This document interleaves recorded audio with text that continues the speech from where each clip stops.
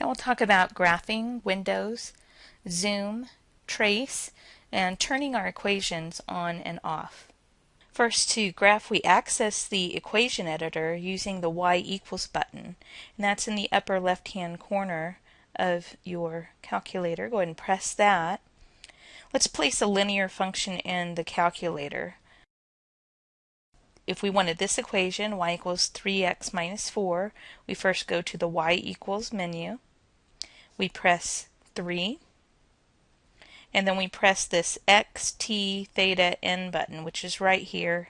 It'll just place the x there for you so you don't have to go into the alpha menu. And a minus 4. We don't even have to press enter to be able to see the graph. We simply press the graph button in the upper right hand corner of the graphing calculator, and there's our graph. We can adjust the window in which we see the graph. One way to do this is manually, and we press the window button, which is right there. Right now it shows us that our window on the x-axis is from -10 to +10, and each tick mark, the scale, is 1 unit between the tick marks. And on the y-axis, the minimum, it'd be -10. The y-maximum is a +10, and that scale is also 1 unit between each of the tick marks. The x-res just influences how fast the graph is graphed. So don't really need to mess with that. If we wanted to change our window, we could change it from, let's say we wanted to see the graph from -5 to 7. And let's change the scale to maybe a tick mark every 2 units. And let's make this a -5 to 5. And just to play around with that, let's go ahead and hit graph. And we can see it changed our graph quite a bit. Now we do have some zoom features. The most often used features are 1, 2, 3, 5, and 6. Zoom box, if you wanted to zoom around a certain area of your graph, you could hit zoom box.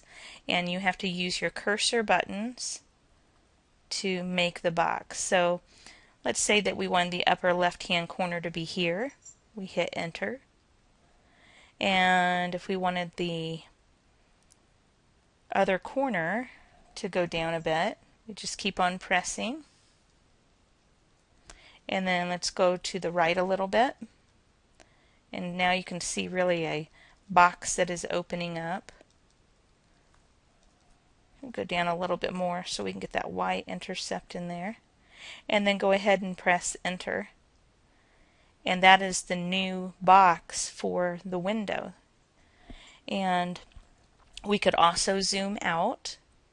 If we wanted to hit zoom and zoom out, we could hit 3 and hit enter, because that zoomed out. If we wanted to zoom in, that's option 2. You can also move the cursor. Let's say we wanted to look a little closer, zoom in on our y-intercept. So we can move our cursor to that, and that's the new center of that graph window when we zoom in. The other zoom feature is a z-square, so you can zoom, make everything square if you wanted to. Let's say we go back to, first of all, a standard zoom. Standard zoom is the zoom 6. It gives us the -10 to 10, -10 to 10 with units for each of the tick marks. And let's see what the zoom square does. If we do a zoom square, then it causes our tick marks, the space between those, to be equal for both x and y. So rather than stretching our graph out horizontally, keeps it nice and square. Now we can trace a graph to see the x, y values of points along the graph. So if you wanted to hit the trace button, that's right there, and a little cursor comes up flashing, it tells you the value of the point that it's on at the time. And you can see in the upper left hand corner the equation of the graph that you've put in. So you just move your cursor left and right, and all those x, y values will change for you. Now they're not hitting nice values as we go. They're kind of all these strange decimal numbers.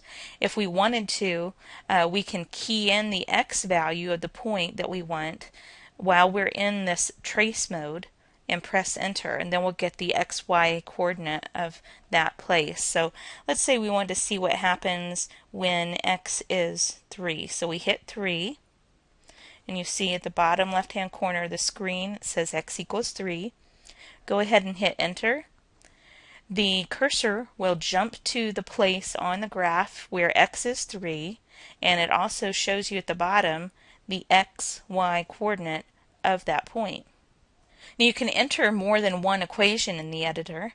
If we wanted to go ahead and put this equation in, we can put that into the y2 part of the editor. Let's say put a negative 1/2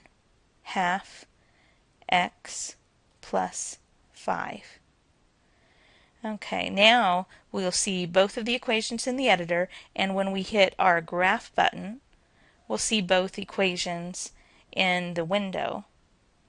Now, the trace function also has another feature when we have more than one graph. We're able to trace both graphs one at a time. So if we hit the trace button so that we're in trace mode, you see we're still tracing on that first equation that we put in, and we can tell that because it says y sub 1 is 3x minus 4, and that was the equation we had in y sub 1. If we wanted to trace our second graph, all you need to do is hit the cursor button up or down, and it'll take you to the next graph. It'll tell you here what the equation of that graph was, and you have the xy coordinates of that graph as well. Now let's say that you were working with these equations for a while and you wanted to be able to keep the equation in your graph so you don't have to type it all over again, but you don't actually want to see that graph on the screen at the moment. What you can do is scroll onto that graph's equal sign. Let's say we want to turn this graph off. You hit enter, and when you come off of that equal sign, you'll notice that it's not highlighted anymore. So you have turned that graph off. Now when we hit the graph button, you'll see only the first graph that we've put into the equation editor.